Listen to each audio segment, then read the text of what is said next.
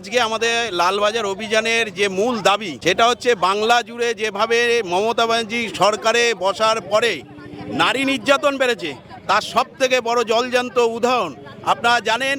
গত বছর 9ই আগস্ট আমাদের বোন অভয়ার তার খুন ধর্ষণ হওয়ার পরে আজ 11 মাস অতিক্রান্ত, আজও তার বিচার আমরা পেলাম না। তার সাথে সাথে আপনারা জানেন কালীগঞ্জে উপনির্বাচনকে কেন্দ্র করে তৃণমূলের জল্লাদ বাহিনীর হাতে আমার ঘরের মেয়ে তামান্না খাতুনকে তাকে নৃশংসভাবে খুন করেছে এই তৃণমূলের জল্লাদ বাহিনী।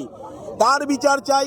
তার সাথে সাথে বাংলা জুড়ে কলেজগুলোতে মমতা বন্দ্যোপাধ্যায় সরকার প্রতিষ্ঠিত হওয়ার পরে প্রতিদিন যেভাবে নারী নির্যাতন হচ্ছে তার জলজ্যান্ত আরেকটা উদাহরণ কলকাতার বুকে কসবার ল কলেজ, যে কসবার ল কলেজে একজন মেয়েকে তাকে গণধর্ষণ করা হলো তৃণমূলের নেতার দ্বারা।